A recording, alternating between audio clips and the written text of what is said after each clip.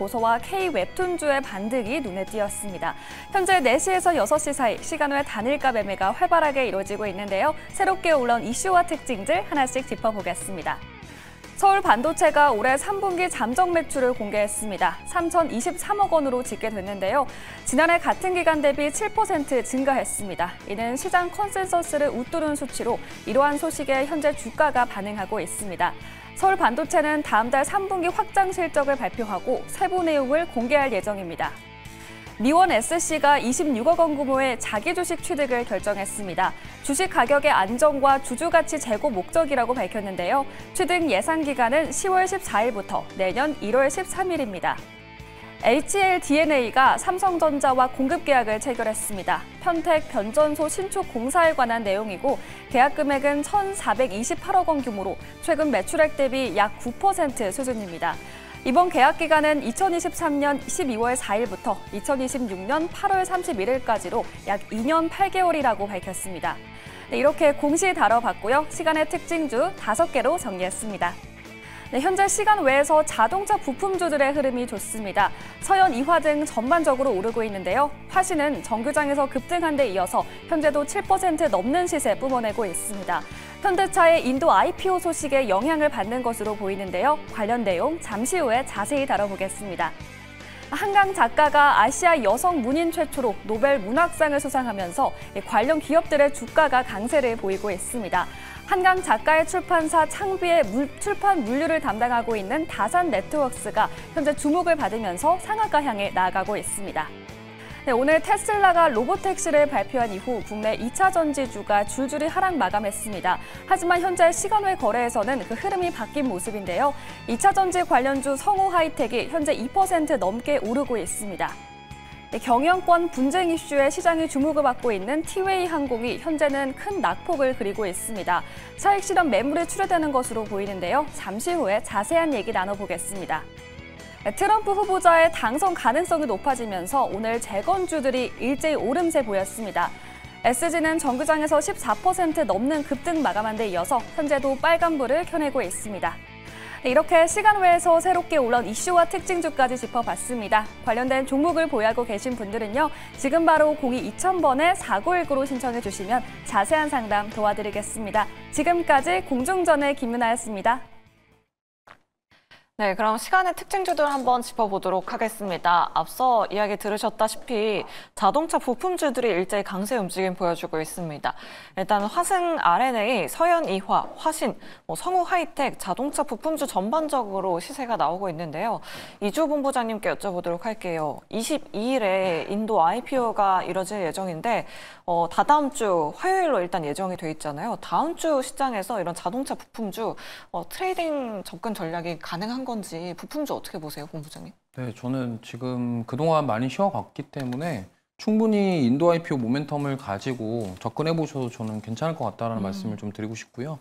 특히나 오늘 시간에서는 화신이 좀 강하게 올라와 있는데 지금 인도 IPO 쪽은 보셔야 될 게 인도에 공장이 있는 기업인지 아닌지를 좀 확인을 잘 해보셔야 될 것 같아요. 그러니까 무슨 말이냐면 인도 IPO를 해서 인도 증시에 상장을 하고 그러면 인도에 대한 어떻게 보면은 매출이라던가 이런 것들이 앞으로 더 중요하게 여겨질 것인데 결국엔 인도에 공장이 있고 인도에 진출하기 더 용이한지 안 한지가 그 기업의 향방을 가릴 가능성이 높습니다. 그렇기 때문에 그럼 인도에 공장이 있는지 없는지 여부를 좀 체크를 하시고 자동차 부품주들은 좀 접근하시면 좋을 것 같고 그동안 좀 많이 쉬어간 흐름도 있고요. 하필 또 오늘 테슬라 로보택시 공개 이후에 지금 테슬라 주가 자체가 지금 굉장히 급락을 하고 있습니다. 프리장에서 6% 이상 급락하고 있는데 아무래도 뭐 그런 자율 로보택시 이런 것들은 공개를 했습니다만 앞으로에 대한 그런 거에 대한 언급이 하나도 없었다고 합니다. 그러다 보니까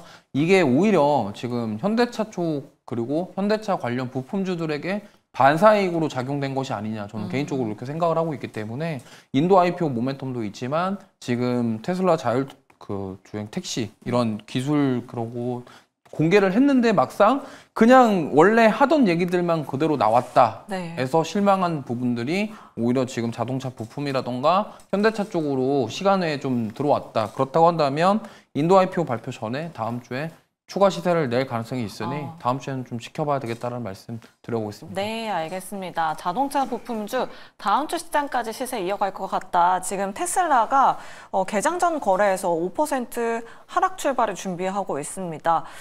자동차 부품주 관심 있으신 분들은 이 내용들도 한번 꼼꼼하게 확인해 보시면 좋을 것 같습니다. 그럼 다음으로 시간에서 하락세 보여주고 있는 종목도 한번 체크해 보도록 할게요. 경영권 분쟁 이슈 있는 종목들이 일제히 시외에서 밀리는 모습 보여주고 있습니다. 특히나 티웨이항공, 대명 소노시즌, 예림당, TA홀딩스가 일제히 시간의 거래에서 하한가 기록하고 있거든요. 이청원 PB님께 여쭤보도록 할게요. 참 보기만 해도 간담이 서늘해집니다. 다음 주 시장에 어떤 영향이 있을까요? 우선은 지금 시간에 의해서 이렇게 빠지니까 당연히 충격은 있겠죠. 그리고 기사로 나왔습니다만 대명 소노그룹이 TA항공의 인수에 우선 하지 않겠다라고 하는 이야기는 나왔습니다. 우리는 여기에서 이제 조금만 더 나아가서 한번 생각을 해보는 거예요. 첫 번째로 인수와 관련된 부분에 애당초 의지가 없었더라면 굳이 대명 소노 시즌을 기반으로 지난 8월에 지분을 확보하려 했을까라고 하는 부분이고요. 또 하나는 대명 소노 그룹이 기존의 대명 그룹이었죠. 소노라고 하는 단어는 이상향이라고 하는 뜻인데 이거를 붙이면서 글로벌적으로 미국이나 프랑스 등의 호텔을 내려고 하는 그런 계획까지 있습니다. 항공이라고 하는 것은 호텔, 리조트와 어느 정도 색깔이 맞아떨어지죠. 그래서 2011년부터 항공사에 대한 인수를 조금씩 준비해 왔던 가운데 TA항공에 대한 지분을 늘린 거라고 생각하시면 좋을 것 같습니다.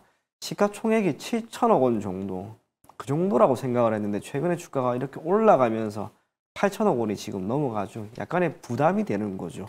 그래서 오늘 이런 기사가 나왔다 할지라도 저는 개인적으로 또 언제든 다시 이런 이야기도 다시 한번 나올 것 같습니다. 지금 예림당과 TA홀딩스 그리고 소노 인터내셔널을 기반으로 하고 있는 측의 지분율 차이는 2.97%포인트밖에 안 납니다. 항공사가 계속해서 적자를 주는 상황이라면 당연히 인수를 하지 않을 것인데 9월 기준으로도 8월 기준으로도 특히 지난 8월 같은 경우에는 인천공항이 개항한 이후로 가장 큰 폭의 여객 수요가 몰렸습니다. 여객을 기반으로 하고 있는 TA항공 매출에서 거의 전체입니다. 여객 수요가 활성화되고 있는 가운데 TA항공의 기업 가치가 올라가면 당연히 여기에 대한 지분을 가지고 있는 대명 소노 시즌의 지분 가치는 올라가는데 그것보다 위에 있는 지주회사죠. 소노 인터내셔널이라고 하는 기업은 IPO를 2020년에 준비를 했는데 코로나19 때문에 미뤘습니다. 만약에 다시 한번 IPO를 준비한다면 TA항공의 인수와 관련해서 지분 가치가 고스란히 반영되면서 공모 가격과 기업에 유입시킬 수 있는 자금이 커집니다. 그래서 일시적으로 우선은 이렇게 기사가 나왔기 때문에 악재로 작용을 하고 주가가 밀리는 것은 맞으나 이것을 토대로 저는 개인적으로 저의 생각이지만 대명 소노그룹, 소노 인터내셔널 여기에서 항공사 인수를 포기하지는 않을 것이다라고 생각을 하고 있습니다. 그래서 다음 주 월요일에는 우선은 충격이 있을 것으로 보이니 시장을 한번 지켜보시고요. 혹시나 강하게 주가를 흔히 말하기로 말아 올린다고 하죠. 그런 모습이 나오면 다시 한번 경영권 분쟁은 이어질 겁니다. 네. 그래서 다음 주 월요일에는 우선은 차분하게 관망하자 그런 이야기 전해드리겠습니다. 네, 알겠습니다. 아직 끝나지 않은 이슈이니만큼 저희가 뉴스플로우 계속해서 체크해 보도록 하겠습니다. 자, 다음으로 재건주 한번 짚어보도록 하겠습니다. 또 오늘 일부 재건 관련주들 정규장에서도 시세를 냈었는데 시간의 거래에서도 강한 상승 탄력 보여주고 있습니다.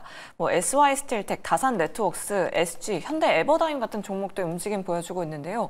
이주호 본부장님께 여쭤보도록 할게요. 재건 관련주들 굉장히 또 투자자분들이 많이 관심 갖고 있어 하신 종목들이거든요. 트럼프 지지율이 올랐다라고 하던데 그 영향이 좀 있을까요? 네, 좀 있을 것 같고요. 사실 제가 여기 나올 때마다 여러 번 이거 미국 대선과 관련해서는 말씀을 드렸는데 네. 이게 한쪽만 너무 보지 마셔라라고 말씀을 드렸고 차라리 양쪽에다 투자를 해서 올라올 때 그쪽 수익 내고 나가자 이런 전략을 말씀드렸었어요. 투트랙 전략을 세워보시는 게 좋겠다는 말씀을 드렸는데 지금 딱 그 말이 현실이 돼버렸습니다. 지금 11월 미국 대선이 이제 얼마 남지 않은 시점에서 마지막에 트럼프 쪽에 대해서 우세하다라는 소식과 함께 지금 재건주들 오늘 상승 나왔는데 이 흐름은 지금 다음 주에도 이어질 가능성이 높다라고 생각을 하고 있고요. 그동안 이제 또 다시 한번 뭐 신재생 관련 종목군들은 또 쉬어가는 흐름 나오겠죠. 그렇다고 한다면 결과적으로 마지막에 미국 대선 결과가 나오기 전까지 이러한 흐름은 다시 한번 이어질 가능성이 높다라는 점, 그리고 미국 대선이 다가오면 다가올수록 이러한 소식과 함께 관련주들의 변동성이 굉장히 클 것이다라는 점을 꼭 인지하시고 대응하셨으면 좋겠고, 지금 재건주들을 신규 접근하시기보다는 이제는 보유자의 영역이다라고 생각하시면 됩니다. 그동안 가지고 계셨던 분들이 이제 올라왔을 때, 수익권이 진입했을 때 수익 실현하시면서 비중을 덜어내시거나 매도를 하셔서 이제 덜어내셔야 되는 시기고요.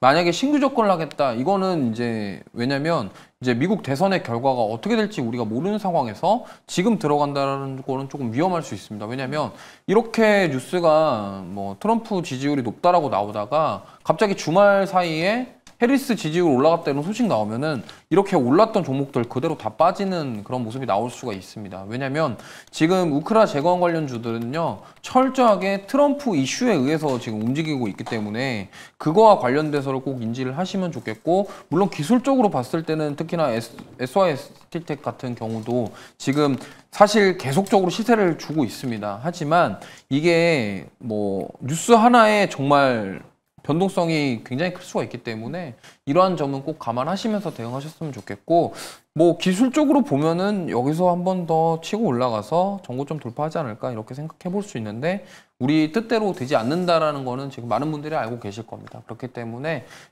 이거와 관련돼서 지금 해리스와 트럼프 간의 그런 소식은 지금 미국 대선이 한 달 정도밖에 남지 않은 시점에서 엎치락 뒤치락 하는 흐름이 계속 나올 수 있기 때문에 신규 접근보다는 가지고 계신 분들의 대응 영역이다라는 말씀을 드리고 싶고, 만약에 내가 신규 접근하겠다 하시면은 양쪽에 다 투자를 하셔서 올라가는 쪽 수익 챙기시고 나머지를 보는, 이렇게 좀 대응을 해보시는 전략 세워보시길 바랍니다. 네, 알겠습니다. 대선 트레이딩 관련해서 관심 있으신 분들은 투트랙 전략 선택해보는 게 좋을 것 같다라는 의견 잘 참고해보시면 좋을 것 같아요. 다음으로 출판 관련된 업종도 한번 체크해보도록 하겠습니다. 한강서적이 반나절 만에 13만 부가 팔렸다고 하고요.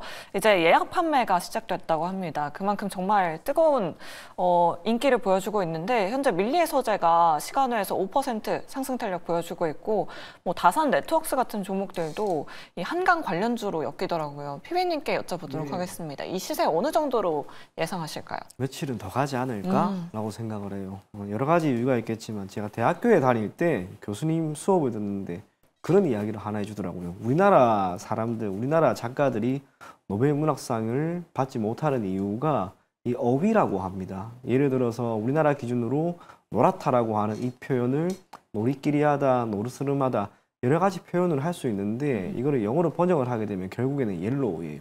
딱 하나밖에 안 되거든요.